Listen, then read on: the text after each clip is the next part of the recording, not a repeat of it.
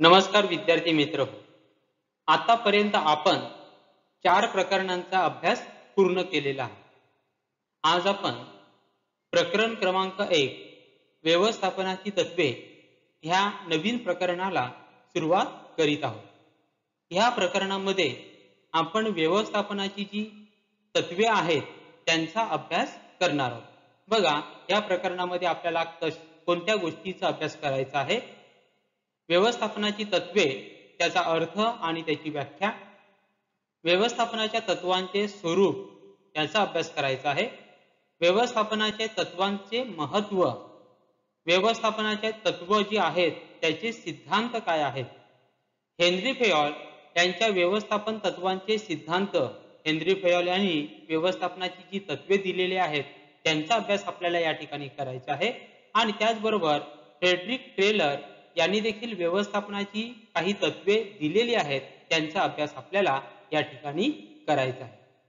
तर प्रकरण क्रमांक 1 व्यवस्थापनाची तत्वे ह्यामध्ये व्यवस्थापन करत असताना कोणकोणत्या प्रकारच्या तत्वांचा वापर केला जातो, त्याचा वापर कशा प्रकारे केला जातो, त्या तत्वांचे महत्व काय आहे, त्या तत्वांची वैशिष्ट्ये काय आहेत, या सर्व गोष्टींचा अभ्यास आपल्याला या प्रकरणामध्ये करायचा आहे. पुढे बघा. प्रस्तावना. विद्यार्थी मित्रांनो, व्यवस्थापन सर्वत्र आहे हे आपण इयत्ता 11वी मध्ये अभ्यासलेले आहे. म्हणजे आपण इयत्ता 11वी मध्ये व्यवस्थापन म्हणजे काय, व्यवस्थापनाची महत्व काय आहे, त्याची वैशिष्ट्ये काय आहेत याचा अभ्यास इयत्ता 11वी मध्ये आपण केलेला आहे. आणि त्यामध्ये आपण बघितलेलं आहे की प्रत्येक व्यवसायामध्ये, प्रत्येक संस्थेमध्ये व्यवस्थापन हे करावं लागतं. व्यवस्थापन केल्याशिवाय आपण आपल्या व्यवसायाची किंवा आपण आपल्या संस्थेची वैशिष्ट्ये साध्य, जी काही उद्दिष्ट असतात ती उद्दिष्ट आपण साध्य करू शकत नाहीत. सर्व प्रकारच्या संघटना, बिगर व्यावसायिक संघटना आणि सामाजिक आयुष्यातही व्यवस्थापनाची आवश्यकता असते. मग जी काही व्यावसायिक संघटना असेल, मग एखादा लहान व्यवसाय असेल, मोठा व्यवसाय असेल, भारतामधला व्यवसाय असेल, भारताच्या बाहेरचा व्यवसाय असेल, कोणत्याही प्रकारचा व्यवसाय असेल, कोणत्याही प्रकारची व्यावसायिक संघटना असेल, त्या व्यावसायिक संघटनेला किंवा बिगर व्यावसायिक संघटना ज्या असतील, म्हणजे ज्यांचा उद्देश नफा कमावणे हा नसतो, अशा प्रकारच्या ज्या संघटना असतात त्यांना म्हटलं जातं बिगर व्यावसायिक संघटना. किंवा आपण आपल्या सामाजिक आयुष्यात देखील, आपण आपल्या रोजच्या आयुष्यामध्ये देखील आपली जी काही उद्दिष्ट आहेत ती साध्य करण्यासाठी व्यवस्थापनाची आवश्यकता असते. म्हणजे जर उद्या तुम्ही ठरवलं की मला चांगल्या प्रकारे पुढे जाऊन चार्टर्ड अकाउंटंट व्हायचं आहे, सीए व्हायचं आहे, हे तुमचं उद्दिष्ट आहे, आणि जर ते उद्दिष्ट तुम्हाला साध्य करायचं असेल तर आजपासूनच तुम्हाला तुमच्या अभ्यासाचं व्यवस्थापन करावं लागणार आहे. तुमची जी वेळ मॅनेजमेंट आहे, आपण त्याला टाइम मॅनेजमेंट म्हणतो, त्याचं व्यवस्थापन करावं लागणार आहे. आणि जर तुम्ही त्याचं योग्य प्रकारे व्यवस्थापन केलं आणि व्यवस्थापन केल्यानंतर त्या प्रकारे जर तुम्ही मेहनत घेतली तर तुम्ही तुमचं उद्दिष्ट निश्चितपणे साध्य करू शकता. यंत्रसामुग्री, साहित्य आणि पैसा याप्रमाणेच व्यवस्थापन हे व्यवसाय संघटनेसाठी आवश्यक स्रोत मानले जाते. म्हणजे व्यवसाय करायचं तर काय लागतं? यंत्रसामुग्री लागणार आहे, मशिनरी लागणार आहे, वेगवेगळ्या प्रकारचं साहित्य लागणार आहे, पैसा लागणारच आहे, मनुष्यबळ लागणारच आहे. परंतु फक्त यंत्र असले, पैसा असला, वेगवेगळ्या प्रकारची साहित्य असली म्हणजे आपण व्यवसायामध्ये यशस्वी होऊ असं नाही. मग व्यवसायामध्ये यशस्वी व्हायचं असेल तर आणखी कसली गरज लागणार आहे? तर सर्वात महत्वाचं म्हणजे व्यवस्थापन, चांगलं व्यवस्थापन, प्रभावी व्यवस्थापन. प्रभावी व्यवस्थापनाशिवाय कोणत्याही व्यावसायिक संघटनेची प्रगती होणे शक्य नाही. संघटनेच्या इतर सर्व स्रोतांमध्ये समन्वय स्थापन करण्यासाठी व्यवस्थापनाची माहिती असणे आवश्यक आहे. म्हणजे तुमच्याकडे पैसा आहे, तुमच्याकडे यंत्रसामुग्री आहे, तुमच्याकडे मनुष्यबळ आहे, तुमच्याकडे विविध प्रकारची साहित्य आहेत, विविध प्रकारची साधन संपत्ती आहे, परंतु जर ह्या सर्वांमध्ये तुम्हाला समन्वय साधायचा असेल तर तुम्हाला व्यवस्थापन आवश्यक आहे. प्रभावी व्यवस्थापन केल्याशिवाय ह्या सर्व साधन सामुग्रीमध्ये आपल्याला समन्वय साधता येणार नाही. आणि जर समन्वय साधला नाही तर तुमच्याकडील पैसा, तुमच्याकडे असलेली यंत्रसामुग्री, तुमच्याकडे असलेलं मनुष्यबळ याचा काहीही उपयोग होणार नाही. आणि म्हणून जर आपल्याला त्यांच्यामध्ये समन्वय साधायचा असेल, आपल्याकडे असलेली यंत्रसामुग्री, आपल्याकडे असलेला पैसा, आपल्याकडे असलेला मनुष्यबळ यांचा जर आपल्याला प्रभावी वापर करायचा असेल तर व्यवस्थापन आवश्यक आहे. विविध व्यवस्थापन विचारवंतांनी त्यांच्या निरीक्षणामधून व पद्धतशीर अभ्यासातून व्यवस्थापनाचे विविध सिद्धांत मांडले आहेत. मग आता व्यवस्थापन आहे, मग व्यवस्थापन नेमकं करायचं कसं, हा देखील एक प्रश्न पडतो.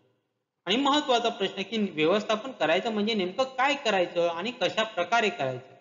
मग त्यासाठी विविध जे विचारवंत आहेत, विविध आपण त्याला शास्त्रज्ञ म्हणू, म्हणजे कॉमर्स मधील शास्त्रज्ञ असं त्याला आपण सांगता येईल.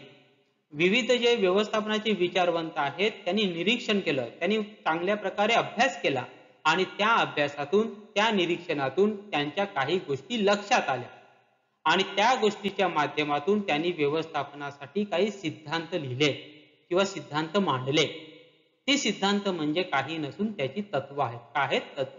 म्हणजे त्यानुसार तुम्ही वागा, त्यानुसार तुम्ही काम करा, त्यांनी जसं सांगितलेले आहे त्या गोष्टी तुम्ही अंमलात आणा आणि जर त्या गोष्टी त्यानुसार तुम्ही अंमलात आणल्या तर तुम्हाला तुमच्या व्यवसायाची उद्दिष्ट साध्य करता येतील.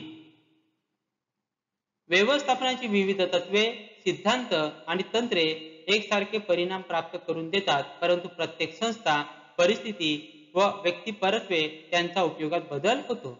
आता जसं सांगितलं, विचारवंतांनी विविध प्रकारचे सिद्धांत मांडलेले आहेत, विचारवंतांनी विविध प्रकारची तत्व मांडलेली आहेत.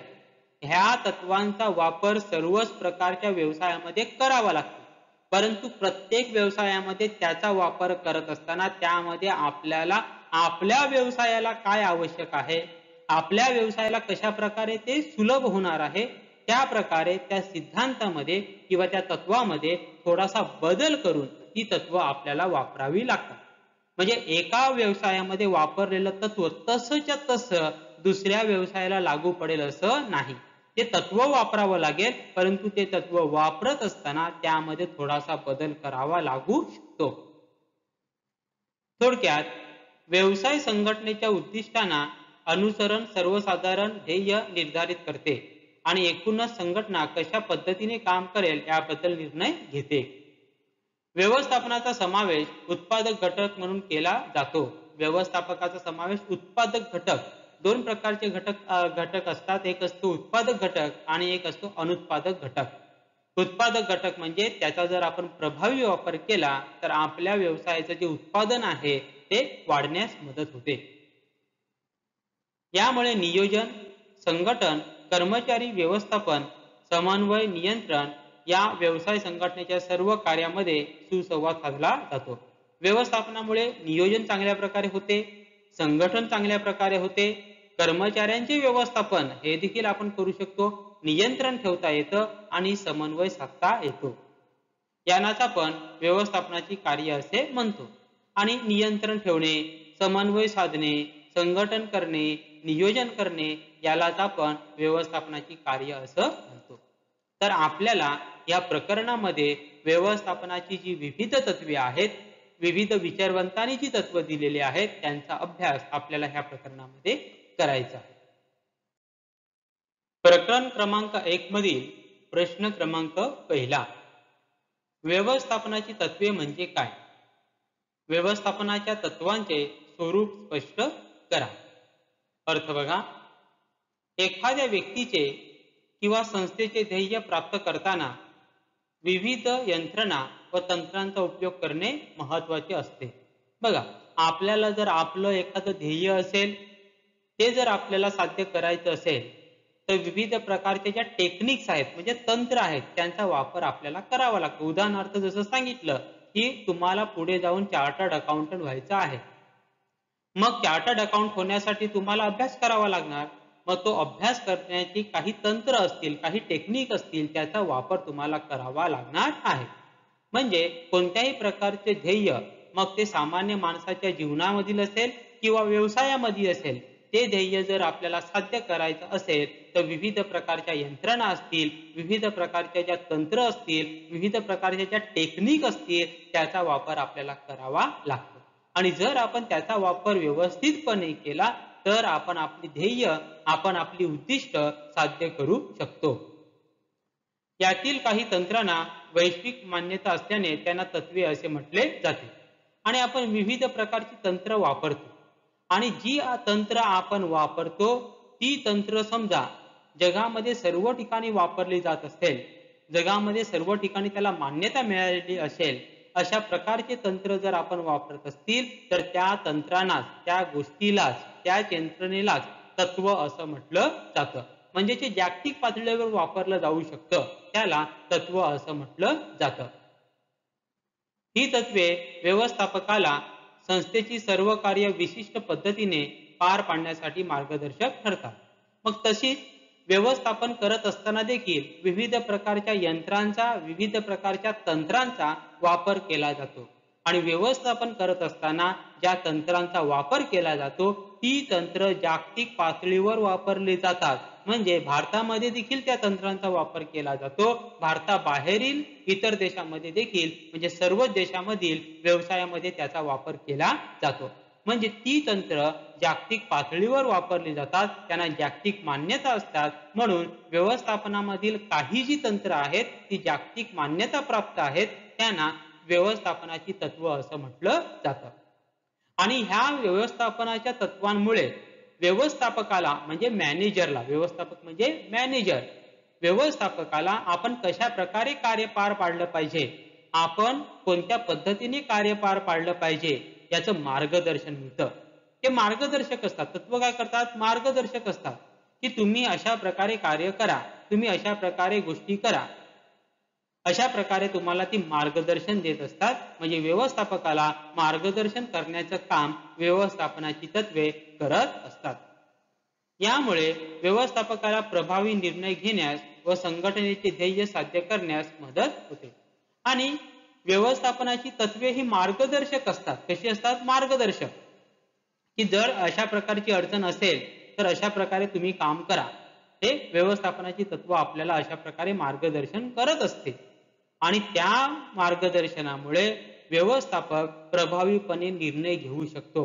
आणि जर आपण प्रभावीपणे निर्णय घेतले तर आपले जे काही काम आहे किंवा जे काही उद्दिष्ट आहे, जे काही ध्येय आहे, ते ध्येय किंवा उद्दिष्ट आपण साध्य करू शकतो. तत्व एक मूलभूत सत्य किंवा प्रस्ताव म्हणून परिभाषित केले जाते, जे विश्वास आणि वर्तन प्रणाली किंवा तर्कशुद्ध विचारांचा आधार म्हणून काम करते. तत्व एक मूलभूत सत्य किंवा प्रस्ताव म्हणून परिभाषित केले जाते. म्हणजे ते मूलभूत सत्य समजलं जातं किंवा प्रस्ताव म्हणून त्यांना परिभाषित केलं जातं की ह्या प्रकारच्या गोष्टी ह्या जागतिक स्तरावर मान्यता प्राप्त असतात. म्हणजे ते तत्व म्हटल्यानंतर काय होतं की ते तत्व भारतामध्ये देखील लागू पडेल, मग तेच तत्व अमेरिकेला देखील लागू पडेल, ते तत्व एखाद्या लहान व्यवसायाला देखील लागू पडेल, तेच तत्व मोठ्या व्यवसायाला देखील लागू पडेल. म्हणून त्याला म्हटलं जातं ते मूलभूत सत्य म्हणून मानलं जातं. सोप्या शब्दात सांगायचे तर जी तंत्रे किंवा प्रणाली एकाच पद्धतीचे परिणाम देतात त्यांना तत्वे असे म्हणतात. बघा सोप्या भाषेत काय की एकाच पद्धतीचे परिणाम, म्हणजे जर मी त्या तत्वांचा वापर भारतामध्ये केला तरी मला मिळणारा परिणाम हा सारखाच असेल, आणि जर मी त्याचा वापर अमेरिकेतील व्यवसायामध्ये केला तरी त्याचा मिळणारा परिणाम काय असणार आहे? सारखाच. अशा प्रकारची जी यंत्रणा असते, अशा प्रकारची जी तंत्र असतात त्याला तत्व असं म्हटलं जाते. म्हणजे तत्वांचा जो परिणाम असतो, म्हणजे त्या ती जी तत्व आहेत ती तत्व वापरल्यानंतर जो मिळणारा परिणाम असतो तो सर्व ठिकाणी काय असतो? सारखा असतो. ही तत्वे वैश्विक आहेत आणि ती सर्वत्र लागू पडतात. वैश्विक म्हणजे जागतिक, म्हणजे जगामध्ये सर्व ठिकाणी ती लागू पडत असतात. सर्व प्रकारच्या व्यवसायामध्ये त्याचा वापर केला जातो. या तत्वांच्या आधारामुळे व्यवस्थापकांना चुका व शिका या तत्वाचा अवलंब करावा लागत नाही. म्हणजे ही तत्व आधी सांगितल्याप्रमाणे कशी असतात? मार्गदर्शक असतात की तुम्हाला अशा प्रकारे काम करायचं आहे. त्यामुळे आधी आपण करायचं, त्यानंतर मग चुकलं तर काय, नंतर ते चुका सुधारून पुन्हा नवीन काहीतरी करायचं, अशी करण्याची आपल्याला गरज पडत नाही. आपल्याला हे रेडीमेड दिलेलं आहे, बरोबर. म्हणजे जसं तुम्हाला रेडीमेड उत्तरं दिली जातात, तशा प्रकारे तुम्हाला प्रश्नांची उत्तरं ह्या तत्वामध्ये आपल्याला सापडत असतात. म्हणजे आपल्याला चुका करा आणि त्यातून शिका हे करण्याची गरज व्यवस्थापकाला, मॅनेजरला पडत नाही. म्हणजे तत्व म्हणजे तुमची रेडीमेड अँसर्स आहेत, रेडीमेड उत्तरं आहेत, असं म्हटलं तरी चालेल. उदाहरणार्थ, क्रिकेट किंवा इतर कोणत्याही खेळाची रचना व विभाजन खेळाडूंमध्ये त्यांच्या कौशल्य आणि क्षमतानुसार केले जाते. यालाच व्यवस्थापनाच्या भाषेत कामाचे विभाजन असे म्हणतात, जे व्यवस्थापनाच्या तत्वांपैकी एक तत्व आहे. म्हणजे जसं आपण क्रिकेट असेल किंवा इतर कोणताही खेळ असेल, त्या खेळामध्ये वेगवेगळ्या प्रकारच्या टीम असतात आणि त्या टीम मध्ये जे खेळाडू असतात, त्या खेळाडूंची जी निवड केली जाते ती कौशल्यानुसार आणि त्यांच्या क्षमतेनुसार केली जाते. आणि तेच आहे व्यवस्थापनातील कामाचे विभाजन नावाचे तत्व. म्हणजे बघा, हे जे व्यवस्थापनाची जी तत्व दिलेले आहेत त्यांचा वापर अनेक ठिकाणी केला जातो. फक्त व्यवसायामध्येच केला जातो असं नाही, तर आपण आपल्या रोजच्या जीवनामध्ये देखील व्यवस्थापनातील अनेक तत्वांचा वापर करत असतो. तर व्यवस्थापनाची तत्वे म्हणजे काय? तर व्यवस्थापनाची तत्वे म्हणजे अशी तंत्र किंवा अशी यंत्रणा ज्याला जागतिक मान्यता असते. जागतिक मान्यता असते म्हणजे अशी तंत्र किंवा अशी यंत्रणा जी जागतिक स्तरावर वापरली जातात, सर्व प्रकारच्या व्यवसायामध्ये वापरली जातात, त्याला व्यवस्थापनाची तत्व असं म्हटलं जातं. आणि व्यवस्थापनाची तत्व हे मार्गदर्शक असतात. कशी असतात? मार्गदर्शक असतात. कोणत्या परिस्थितीमध्ये आपण काय केलं पाहिजे याचं मार्गदर्शन व्यवस्थापनाची तत्वे व्यवस्थापकाला देत असतात. आणि म्हणून जर आपल्याला आपली उद्दिष्ट साध्य करायची असतील, तर आपल्याला व्यवस्थापनाची जी तत्वे आहेत त्याचं ज्ञान असलं पाहिजे आणि ती कशा प्रकारे वापरायची हे देखील आपल्याला अवगत असलं पाहिजे. पुढे आहे व्यवस्थापनाच्या तत्वांचे स्वरूप. कर्मचाऱ्यांच्या वर्तनावर प्रभाव पाडण्यासाठी व त्यांना वर्तनासंबंधात मार्गदर्शन करण्यासाठी व्यवस्थापनाची तत्वे तयार केली जातात. आता व्यवस्थापनाची जी तत्वे आहेत त्या तत्वांचा जर आपण वापर केला, तर त्या तत्वांच्या वापरामुळे कर्मचाऱ्यांना आपल्याला मार्गदर्शन करता येतं की कर्मचाऱ्यांनी कशा प्रकारे काम केलं पाहिजे, कर्मचाऱ्यांनी काय केलं पाहिजे आणि काय करू नये याचं मार्गदर्शन करण्याचं काम व्यवस्थापनाची तत्वे करत असतात. आणि त्यांचं जे वर्तन आहे म्हणजे त्यांचं त्या व्यवसायामध्ये आस्थापनेमध्ये त्यांचं वर्तन कशा प्रकारे असलं पाहिजे याचं मार्गदर्शन करण्याचं काम व्यवस्थापनाची तत्वे करत असतात. ही तत्वे संघटनेच्या संसाधनाची कार्यक्षमता नफ्याच्या स्वरूपात वाढवण्यावर भर देतात. आणि ह्या तत्वांचा जर आपण चांगल्या प्रकारे वापर केला, प्रभावीपणे जर आपण वापर केला, तर या तत्वांच्या वापरामुळे आपली जी काही संसाधने आहेत म्हणजे यंत्रसामुग्री असेल, मनुष्यबळ असेल, पैसा असेल, याचा आपण प्रभावीपणे वापर करू शकतो. आणि या सर्वांच्या प्रभावी वापराचा परिणाम म्हणजे आपल्या व्यवसायाच्या नफ्यामध्ये वाढ.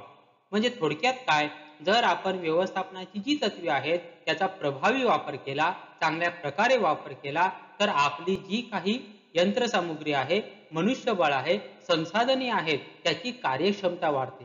आणि जर त्याची कार्यक्षमता वाढली तर आपल्या व्यवसायाच्या नफ्यामध्ये देखील वाढ होते. याबरोबरच ही तत्वे वरिष्ठ, त्यांच्या हाताखालील कर्मचारी आणि संघटनेच्या सर्व सदस्यांमध्ये उत्कृष्ट समन्वय स्थापन करण्यावर भर देतात. आणि ह्या तत्वांचा दुसरा फायदा काय होतो की व्यवसायामध्ये काम करत असलेले वरिष्ठ कर्मचारी असतील, वरिष्ठ अधिकारी असतील, त्यांच्या हाताखाली काम करत असणारे कर्मचारी असतील आणि संघटनेचे जे काही सदस्य असतील, पदाधिकारी असतील, या सर्वांमध्ये एक समन्वय साधण्याचं काम ही तत्वे करत असतात. म्हणजे ह्या तत्वांमुळे कर्मचारी असतील, अधिकारी असतील, व्यवस्थापन असेल, यांच्यामध्ये चांगल्या प्रकारचं समन्वय साधून देण्याचं काम ही तत्वे करत असतात. आणि ह्या तिघांमध्ये जर चांगल्या प्रकारचा समन्वय असेल तर आणि तरच आपण आपल्या व्यवसायाची जी काही वैशिष्ट्ये आहेत, जी काही ध्येय आहेत ती साध्य करू शकतो. बघा, व्यवस्थापन तत्वांचे स्वरूप खालीलप्रमाणे. पहिलं, सार्वत्रिक उपयोग. व्यवस्थापनाची तत्वे सार्वत्रिक आहेत, म्हणजे ही तत्वे कोणत्याही आकाराच्या व स्वरूपाच्या व्यावसायिक संघटनेला लागू पडतात. स्वरूप म्हणजे थोडक्यात काय, आपण त्याची वैशिष्ट्ये बघतोय. तर पहिलं सांगितलंय सार्वत्रिक उपयोग, म्हणजे ही जी तत्वे आहेत ती तत्वे सार्वत्रिक आहेत, म्हणजे जागतिक आहेत, म्हणजे प्रत्येक प्रकारच्या व्यवसायामध्ये ह्या तत्वांचा वापर केला जातो. मग तो व्यवसाय लहान असेल, मग तो व्यवसाय मोठा असेल, मग तो व्यवसाय नफा कमावणारा असेल किंवा ना नफा ना तोटा या तत्वावर काम करणारे व्यवसाय असतील. कोणत्याही प्रकारचे जे व्यवसाय आहेत त्यामध्ये ह्या प्रकारची जी व्यवस्थापनाची तत्वे आहेत त्यांचा वापर केला जातो. तसेच त्यांच्या परिणामात बदल होऊ शकतो, तसेच त्यांच्या उपयोजनातही बदल करणे शक्य असते. आता एखादं जे तत्व आहे ते आपल्या भारतामध्ये वापरल्यानंतर त्याचा येणारा परिणाम आणि तेच तत्व जेव्हा आपण अमेरिकेमध्ये वापरतो तेव्हा त्याचा येणारा परिणाम हा 100% सारखाच असेल असं सांगता येत नाही. त्याचा परिणाम त्यानुसारच येणार आहे, परंतु 100% मिळता जुळता म्हणजे 100% तसाच्या तसा परिणाम दोन्ही ठिकाणी येईल असं सांगता येत नाही. कारण की तत्वांचा वापर हा मनुष्यांवर केला जातो. तत्व ही कोण वापरणार आहे? मनुष्य वापरणार आहे. कोणासाठी वापरणार आहे? मनुष्यासाठी वापरणार आहे. व्यवस्थापन ह्या तत्वांचा वापर करणार आहे, मॅनेजर ह्या तत्वांचा वापर करणार आहे. परंतु ह्या तत्वांचा वापर कोणासाठी केला जाणार आहे? कर्मचाऱ्यांसाठी केला जाणार आहे. आणि कर्मचारी म्हणजे मनुष्य प्राणी आहे, आणि मनुष्य प्राणी म्हणजे प्रत्येकाचा आला स्वभाव. आणि त्यामुळे भारतीय लोकांचा स्वभाव, अमेरिकन लोकांचा स्वभाव, जापानीज लोकांचा स्वभाव याच्यामध्ये साहजिकच फरक आहे. आणि त्यामुळे प्रत्येक तत्वाचा परिणाम हा 100% सारखा येईल असं सांगता येत नाही, परंतु परिणाम हा मिळता जुळता येतो. म्हणजे एकदमच विरुद्ध परिणाम अशा प्रकारच्या गोष्टी या ठिकाणी होत नाहीत. परिणाम मिळता जुळता येतो, परंतु 100% सारखा येईल असं नाही. तसंच एका ठिकाणी वापरलेलं तत्व तसंच्या तसं दुसऱ्या ठिकाणी आपण वापरू अशातला भाग नाही. म्हणजे जे तत्व आपण एखाद्या लहान व्यवसायामध्ये वापरतो तेच तत्व तसंच्या तसं कोणत्याही प्रकारचा बदल न करता मोठ्या व्यवसायामध्ये आपल्याला वापरता येणार नाही किंवा तसं वापरणं फायदेशीर ठरणार नाही. म्हणजे तत्व ही सार्वत्रिक आहेत, सर्व ठिकाणी वापरली जातात, परंतु ती वापरत असताना आपला व्यवसाय कोणत्या प्रकारचा आहे, आपला व्यवसाय किती मोठा आहे, आपल्या व्यवसायाला कोणत्या प्रकारच्या तत्वांचा उपयोग जास्त प्रमाणात होईल त्याप्रमाणे तत्वामध्ये थोडेसे बदल करून त्या तत्वांचा वापर केला जातो. तरी ती सर्व प्रकारच्या संस्थांना सोयीस्कर असतात.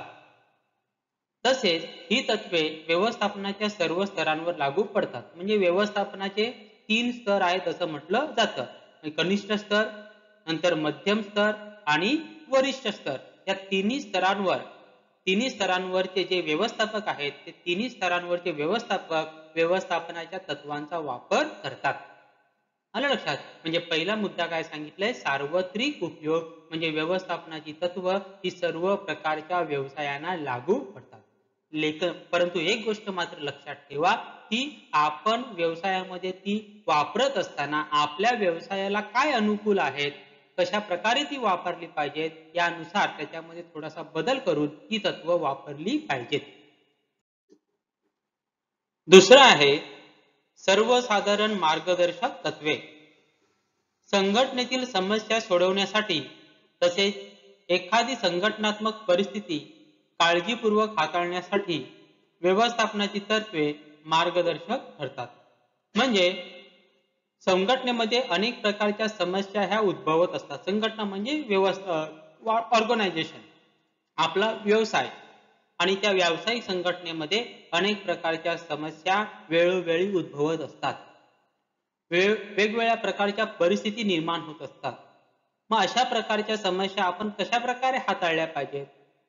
वेगळ्या प्रकारची जर परिस्थिती निर्माण झाली तर ती परिस्थिती आपण कशा प्रकारे हाताळली पाहिजे याचं मार्गदर्शन करण्याचं काम ही व्यवस्थापनाची तत्वे करतात.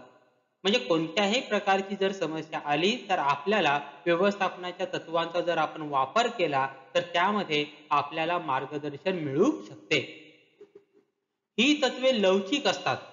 कोणत्या तत्वांचा उपयोग करायचा हे संघटनेच्या परिस्थिती, आकार व स्वरूपावर अवलंबून असते. आणि आधी सांगितल्याप्रमाणे ही तत्व लवचिक असतात. लवचिक म्हणजे काय? जसं मी आधी सांगितलं, एखादं तत्व लहान व्यवसायामध्ये वापरलं जातं, ते तत्व तसंच्या तसं दुसऱ्या व्यवसायामध्ये वापरलं पाहिजे असं नाही. आपल्या व्यवसायाला ते तत्व वापरत असताना कोणत्या प्रकारचं तत्व आणि ते तत्व कशा प्रकारे वापरायचं हे व्यवसायाने ठरवलं पाहिजे. व्यवसायाचा आकार काय आहे, व्यवसायाचा स्वरूप काय आहे, व्यवसायामधील सद्यस्थिती काय आहे, या सर्व गोष्टीचा वापर करून त्या तत्वामध्ये थोडासा बदल केला पाहिजे आणि बदल करून अनुकूल असं तत्व आपण आपल्या व्यवसायासाठी वापरलं पाहिजे. उदाहरणार्थ, जेव्हा आपण योग्य मोबदला असे म्हणतो तेव्हा योग्य हा शब्द संघटनेच्या स्वरूप, आकार आणि आर्थिक परिस्थितीनुसार बदलू शकतो. आता जसं एक तत्व आहे योग्य मोबदला. मग आता योग्य मोबदला म्हणजे किती द्यायचा?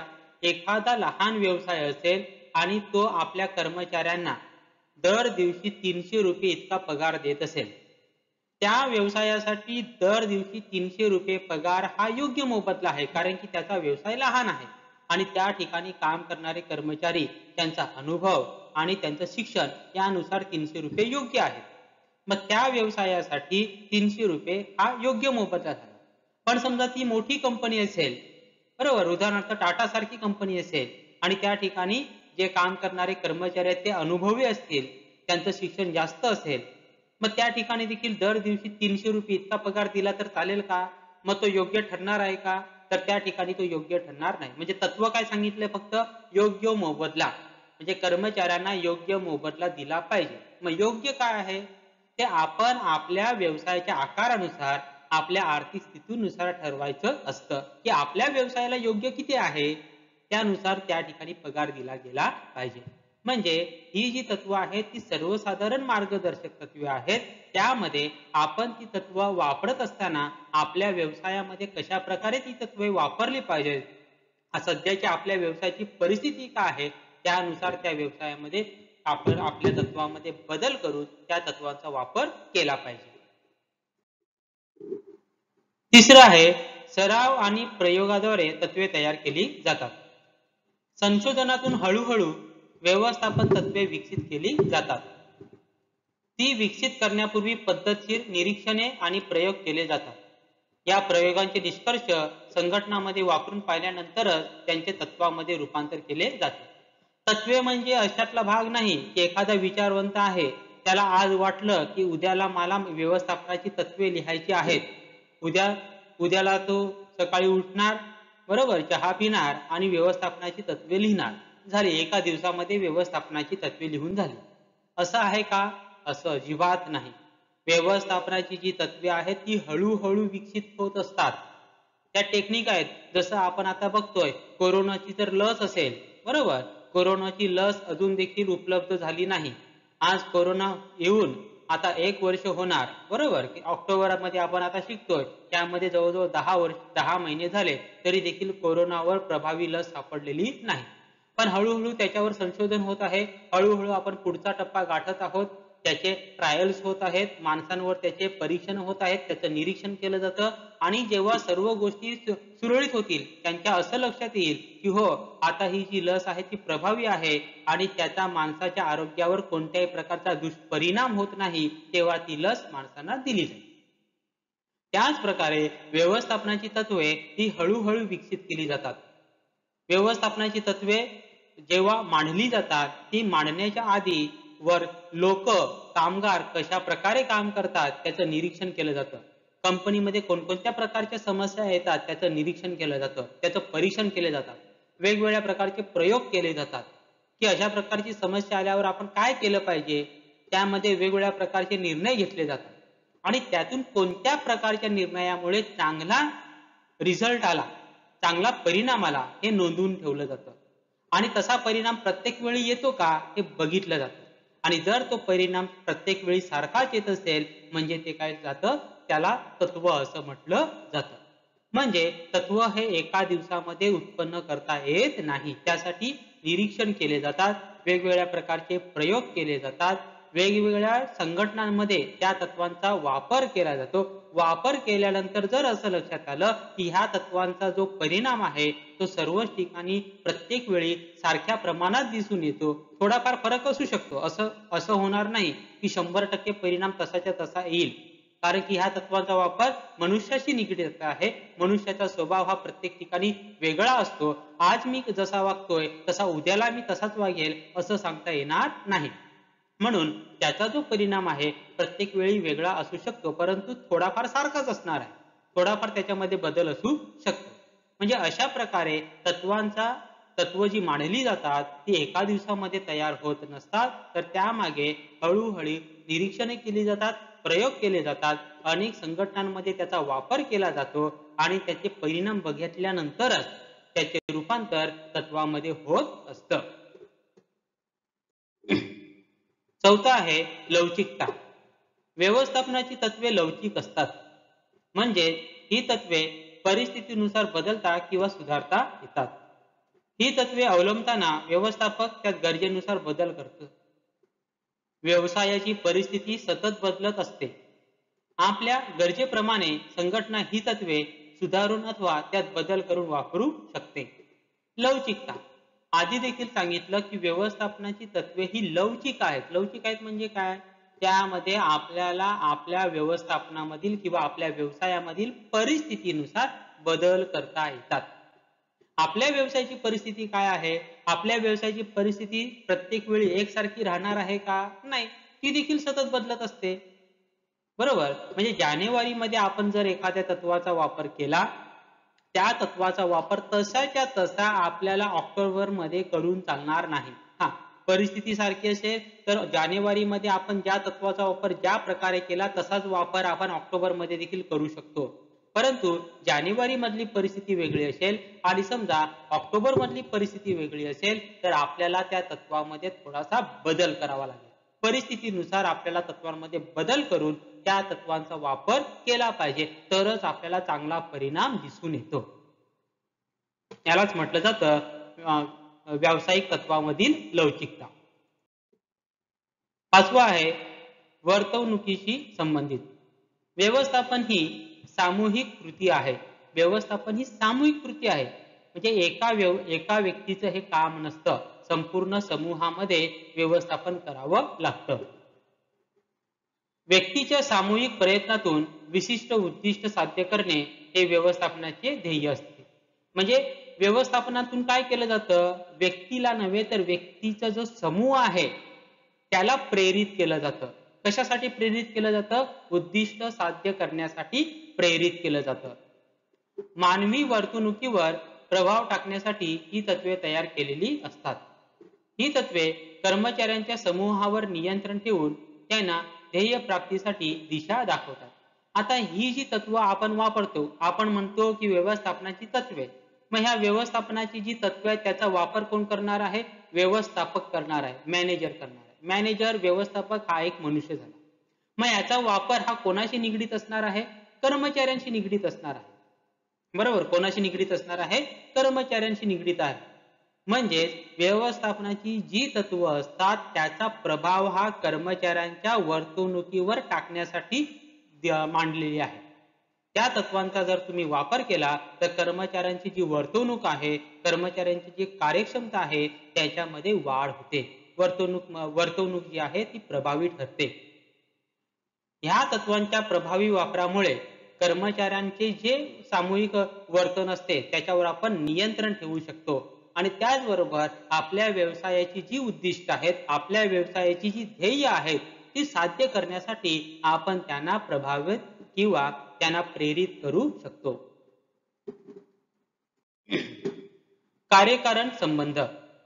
व्यवस्थापनाची तत्वे निर्णय घेण्यासाठीचा आधार आहेत. ती एखाद्या परिणामाचे कारण निश्चित करतात. आता कार्यकारण संबंध म्हणजे काय? की अशा प्रकारे जर तुम्ही गोष्ट केली तर त्याचा परिणाम असा होईल हे सांगण्याचं काम व्यवस्थापनाची तत्वे करत असतात. एक उदाहरण बघा.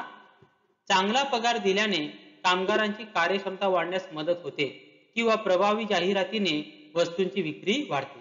आता एक व्यवस्थापनाचं तत्व आहे योग्य वेतन. हे तत्व आहे. म्हणजे काय सांगतो व्यवस्थापनाचं तत्व, की जर तुम्ही योग्य वेतन दिलं तर तो जो कामगार आहे त्याची कार्यक्षमता देखील वाढेल. हे कोण सांगतं? व्यवस्थापनाचं तत्व सांगतं. म्हणजे व्यवस्थापनाचं तत्व फक्त मार्गदर्शन करत नाही तर त्याचं कार्यकारण संबंध देखील तुम्हाला सांगत असतं, की जर तुम्ही अशा प्रकारे काम केलं, अशा प्रकारे तुम्ही वागले तर त्याचा परिणाम काय होईल, चांगला परिणाम काय होईल, वाईट परिणाम काय होईल, हे सांगण्याचं काम व्यवस्थापनाची तत्वे करत असतात. म्हणजे कार्यकारण संबंध जोडण्याचं काम व्यवस्थापनाची तत्व करतात. म्हणजे आपण काय केलं पाहिजे आणि आपण समजा ते केलं तर त्याचा परिणाम काय होईल आणि समजा आपण नाही केलं तर त्याचा परिणाम काय होईल हे सांगण्याचं काम व्यवस्थापनाची तत्वे करत असतात. त्यालाच म्हटलं जातं कार्यकारण संबंध. सर्व तत्वांना एकसारखेच महत्व. व्यवस्थापनाची सर्व तत्वांना सारखे महत्व आहे. पूर्वनियोजित उद्दिष्टे साध्य करण्यासाठी ही तत्वे एकाच वेळी वापरणे आवश्यक आहे. एखादे तत्व विशेष लक्ष देऊन वापरले आणि इतर तत्वांकडे दुर्लक्ष झाले तर त्याचा परिणाम संघटनेच्या कामकाजावर होतो. लक्षात ठेवा, व्यवस्थापनाची जी काही तत्वे आहेत ती सर्वच्या सर्व तत्वे महत्वाची आहेत. असं आपल्याला म्हणता येणार नाही की ही दोनच तत्वे महत्वाची आहेत, बाकीची तत्वे महत्वाची नाहीत, असं सांगता येणार नाही. तर सर्वच्या सर्व तत्वे म्हणजे लहान तत्वापासून मोठ्या तत्वांपर्यंत जेवढी तत्व व्यवस्थापनाची आहेत त्या सर्व तत्वांचं महत्व हे सारखंच आहे. आणि जर आपल्याला चांगल्या प्रकारचा परिणाम पाहिजे असेल, जर आपल्याला आपल्या व्यवसायाची उद्दिष्ट साध्य करायची असतील तर आपल्याला व्यवस्थापनाची जी तत्व आहेत त्या सर्व तत्वांचा वापर आपल्याला एकाच वेळी करावा लागणार आहे. समजा व्यवस्थापनाची 14 तत्व आहे आणि आपण ठरवलं की 7 तत्वांचा वापर आपण पहिल्या 6 महिन्यामध्ये करू आणि बाकीच्या 7 तत्वांचा वापर नंतरच्या 6 महिन्यामध्ये करू. उपयोग होणार आहे का? उपयोग होणार नाही. त्या 14 तत्वांचा वापर आपल्याला एकाच वेळी सारख्या प्रमाणात करावा लागणार आहे. आपल्या गरजा काय आहे, आपली परिस्थिती काय आहे त्यानुसार त्या तत्वांमध्ये थोडासा बदल करावा लागणार आहे. तो बदल करून पण त्या सर्व तत्वांचा वापर आपल्याला करावा लागणार आहे. म्हणजे जर आपल्याला आपल्या व्यवसायामध्ये चांगल्या प्रकारे यश प्राप्त करायचं असेल, आपल्या व्यवसायाची उद्दिष्ट साध्य करायची असतील तर व्यवस्थापनाची जी तत्वे आहेत त्या सर्व तत्वांना समान न्याय, समान महत्व दिलं गेलं पाहिजे. एखादं तत्व आपण फक्त व्यवस्थापनाचं वापरलं आणि बाकीच्या तत्वांकडे जर दुर्लक्ष केलं तर आपण आपल्या व्यवसायाचं जे उद्दिष्ट आहे ते आपण साध्य करू शकत नाही. व्यवस्थापनाची तत्वे ही सामाजिक शास्त्राची तत्वे आहेत. व्यवस्थापनाच्या तत्वांचे स्वरूप रसायनशास्त्र, गणित यांच्यासारख्या विज्ञानासारखे परिपूर्ण नसते. आता रसायनशास्त्र, गणित हे परिपूर्ण शास्त्र आहेत, बरोबर. आता त्यांना परिपूर्ण का म्हटलं जातं? गणित जसं 2 अधिक 2 भारतामध्ये म्हटलं तरी त्याचं उत्तर 4च येणार आहे. अमेरिकेमध्ये 2 अधिक 2 जरी केलं तरी त्याचं उत्तर 4च येणार आहे. रसायनशास्त्र म्हणजे जे केमिकल आहे, 2 केमिकलच्या रिएक्शन भारतामध्ये जी येते तीच रिएक्शन अमेरिकेमध्ये पण येणार आहे. म्हणून त्याला परिपूर्ण असं म्हटलं जातं. परंतु व्यवस्थापनाची तत्वे हे परिपूर्ण नाहीत. का परिपूर्ण नाहीत? कारण की ती सामाजिक शास्त्र आहे आणि समाज म्हणजे माणूस. माणूस म्हटल्यानंतर प्रत्येकाचा स्वभाव हा वेगळा आहे आणि म्हणून आधी म्हटल्याप्रमाणे व्यवस्थापनाची जी तत्वे आहेत त्याचा परिणाम आपल्याकडे जो येतो तसाच्या तसा 100% परिणाम दुसऱ्या व्यवसायामध्ये येईल असं नाही. परिणाम थोडाफार सारखाच असेल, थोडाफार त्याच्यामध्ये बदल होऊ शकतो. संघटनेच्या गरजेनुसार ही तत्वे बदलून अथवा सुधारून वापरता येतात आणि म्हणून प्रत्येक तत्व जे आहे त्याचे वेगवेगळे महत्व आहेत. प्रत्येक तत्व व्यवसायामध्ये वापरलं पाहिजे, परंतु आपल्या व्यवसायाच्या काय गरजा आहेत, आपल्या व्यवसायाची परिस्थिती काय आहे, आपल्या व्यवसायाचा आकार काय आहे, आपल्या व्यवसायाचा स्वरूप काय आहे त्याचा विचार करून व्यवस्थापनाच्या तत्वामध्ये थोडासा बदल केला पाहिजे. त्या तत्वामध्ये थोडीशी सुधारणा केली पाहिजे. बदल आणि सुधारणा करून ही तत्व आपण आपल्या व्यवसायामध्ये वापरली पाहिजे. तर ही आहेत व्यवस्थापनाचे एकूण स्वरूप.